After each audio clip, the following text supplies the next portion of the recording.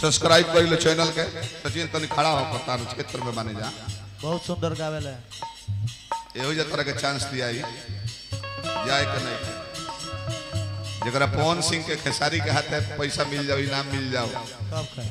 उनकर दिन जल्दी बदले वाला बा बहुत जल्दी। हां धन है हनुमान जी अपना जमाना में कोइलो ना अपना जमाना में कोइलो ना संगा पानी समुद्र बाबा कोइल रहला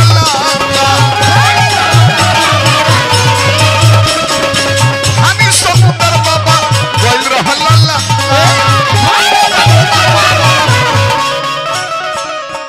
खाली हनुमान जी के रामायण में से निकाल दिया हो। हां तो रामायण ना हो रामायण पीछे में रुक गई रही न लंका गई रहते न सीता जी के पता लागी न राम जी पुल बन के चढ़ाई करते न कहानी आगे बढ़ रही बढ़ियो जाई तो लक्ष्मण के शक्तिमान लागल तो कौनो पावर दुनिया में ना रहे कि सूर्योदय से पहले दक्षिण दिशा में श्रीलंका उत्तर दिशा में जाके